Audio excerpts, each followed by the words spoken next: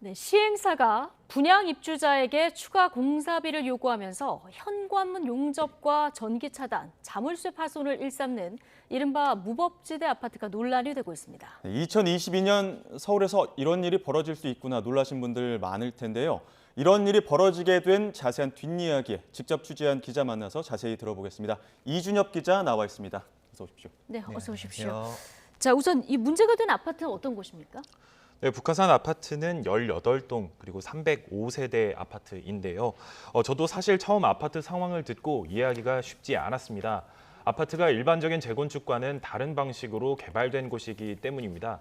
간략하게 말씀을 드리면 당시 정부가 재건축을 제한하는 대신에 내놓은 아이디어였는데요. 일반적인 재개발이 아니라 토지주들이 자기 땅에 자기 건물을 올리고 지자체는 인프라를 지원해주는 사업입니다. 네. 사업 시작은 지난 2005년까지 거슬러 올라가지만 북한산 옆이라 공사가 어렵거나 해서 시공사도 바뀌고 지연이 많아서 2020년에야 건물이 완성됩니다. 네, 그렇게 처음부터 땅을 갖고 있던 사람들이 건축주로 입주를 하고 있고요. 따로 아파트 일반 분양 계약을 2010년대에 한 사람들이 일반 분양자로 입주하고 있습니다.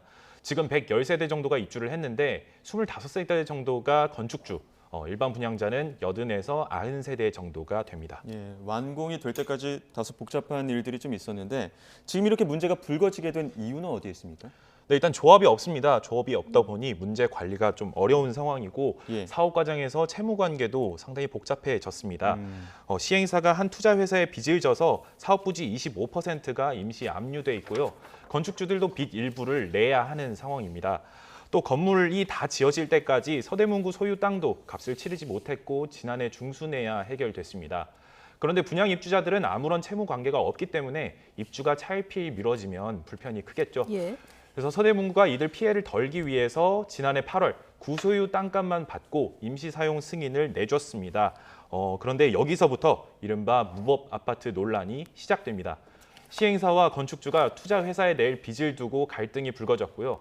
심지어 아무 채무가 없는 일반 분양 입주자들 가운데에도 입주를 빌미로 추가 공사 비용을 요구하기 시작한 겁니다. 계약서상에 없는 추가 공사 비용은 법적인 근거가 전혀 없습니다. 그런데도 이 과정에서 시행사가 요구하는 돈을 내지 않는 입주자들 상대로 앞서 보도한 횡포를 부린 겁니다. 자, 이 개발 과정부터 굉장히 특이한 이런 아파트인데요. 지금 법적 근거가 없는데 추가 공사 비용도 내라. 이것도 좀 이해하기 어려운데 상황을 보면 여기에 응하지 않으면 입주를 아예 못하게 하는 이런 상황이 벌어지고 있다면서요. 네, 아까 전에 아파트의 복잡한 상황을 설명을 해드렸는데요. 이런 화면 보시면서 당시 상황을 한번 살펴보시죠. 이 현관문을 보시면은 이렇게 철봉으로 용접해서 아예 들어갈 수 없게 막아버리기도 하고요. 입주 안 한 집도 저렇게 하지만 입주한 집도 저렇게 하기도 합니다. 이 시행사가 이렇게 한다는 겁니까? 예, 시행사 쪽에서 네. 고용한 인부가 이렇게 하고 있는 거고요. 이제 드럼통을 이렇게 앞에 설치를 해서 시멘트도 채우고 물도 채우고 이렇게 2단으로 쌓아서 통행하기 힘들게 하기도 하는데요. 예. 소방당국이 출동해서 대피로를 막으면 소방법 위반 소지가 있으니까 치우라고 했는데 드럼통은 치웠습니다. 근데 네. 다시 H빔을 용접해서 박아놨습니다. 그래서 잦은 경우가 또 있는데 전기 차단기를 떼가서 며칠씩 전기를 이용하지 못하는 입주민도 있었고요.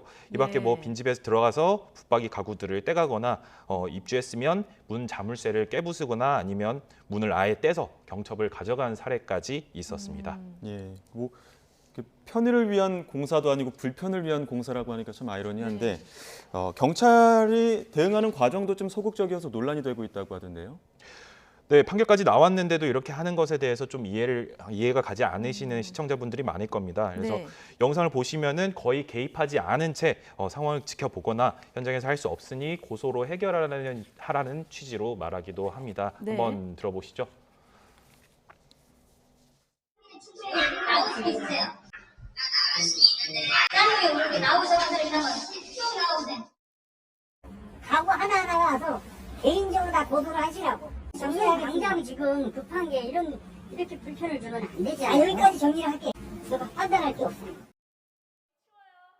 할 게 없다. 이제 경찰 얘긴데 경찰이 이렇게 대응한 이유가 있습니까? 네, 이 밖에 또 사실은 경찰관이 아파트 네. 값이 많이 올랐는데 추가 공사비 그냥 내시라 이런 취지로 그런 얘기를 발언도 해서 했습니까? 예, 파출소장이 사과한 일도 사실 있었습니다. 다만 경찰도 아무것도 안 한 것도 아니고요. 나름대로 고충은 있다고 합니다.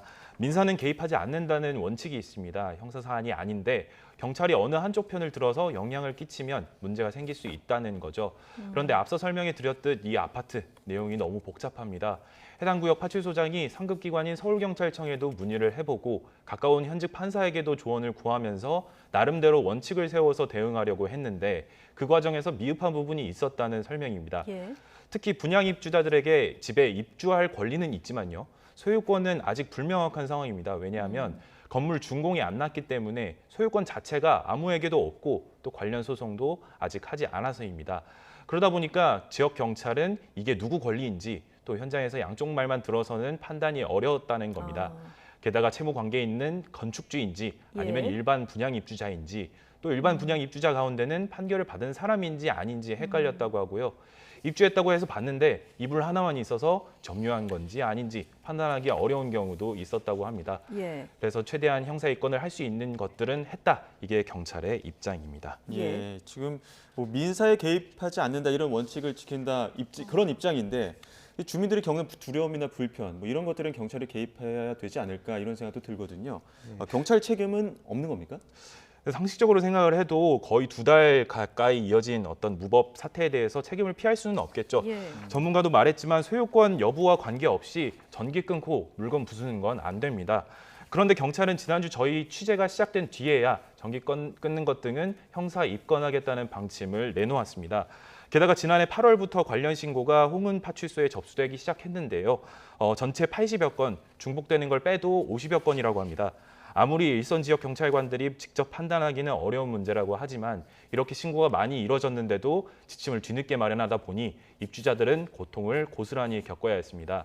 또 경찰이 출동해도 아무 말 못하는 시행사가 아무 말 못하다 보니 시행사가 더 횡포를 부리는 계기도 됐습니다. 그렇겠죠. 예, 취재가 시작된 뒤로 서대문 경찰서는 전문 경찰들에게 꼼꼼히 자문받아서 뚜렷한 지침을 세웠다고 하는데요. 네. 앞서 말씀드렸듯이 전기 차단 같은 것은 이제 권리 행사 방해 등을 적용해서 현장에서 대응하기로 했고요. 일반 분양자가 입주할 때는 반드시 법원 집행관을 대동한 뒤 비용은 대신에 시행사 쪽에 청구하도록 안내하겠다고 합니다. 예. 또 드럼통처럼 복도에서 위협 행위를 하면 직접 파손은 아니기 때문에 고소로 유도하겠다고 하고요. 예. 예, 이런 지침이 뒤늦게 마련된 데에 대해서는 사과했습니다. 네. 지금 우리 취재가 시작된 이후에 지금 경찰이 조금 적극적으로 움직이는 것 같긴 한데요. 지금 제일 속 타는 건 입주민들 아니겠습니까? 뭐 어떻게 대응하래 좀 간략하게 정리해 볼까요? 법원에서 추가 공사비를 내지 않아도 된다는 판결을 받은 게 59세대인데요. 그 가운데 사실은 낸 사람이 안 낸 사람보다 더 많은 상황입니다. 이걸 낸 사람이 더 많다고요? 네, 그렇습니다. 왜냐하면 예. 지금 이렇게 위협에 시달리다 보니 어쩔 수 없이 내는 사람들이 많은 건데요. 몇몇 아직도 안 낸 사람들은 행여 집에 무슨 일이 생길까 봐 장기 휴가를 내고 집을 지키기도 하고요. 그렇지 않더라도 점심시간마다 집에 돌아와서 다시 살펴보고 아파트 경비가 있는데도 사설 경비업체와 따로 계약하기도 합니다. 또 현관 앞에 CCTV는 기본이고요. 전기 차단기 절취를 막기 위해서 앞에 항아리를 괴어놓고 단잠을 쇠사슬로 잠그고 보호하고 있습니다. 입주민들은 이미 사람이 사는 집에 시행사 측 인부들이 들이닥치는 일만이라도 없도록 해달라고 호소하고 있습니다. 보도를 결심하게 된 것도 앞으로 추가 충돌이 벌어지지 않았으면 하는 마음이 컸는데요. 경찰도 미흡한 점에 대해 사과하고 앞으로 적극 대응하겠다고 밝힌 만큼 더 이상의 문제가 없기를 기대하고 있습니다. 예. 예, 저도 앞으로 입주민들하고 계속 소통하면서 이런 일이 없도록 제가 지켜보도록 하겠습니다. 네, 취재를 해서 보도를 하셨으니까요. 입주민들 얼마나 불안하실까 네. 싶습니다. 여기까지 듣겠습니다. 이준엽 기자였습니다. 수고하셨습니다. 감사합니다.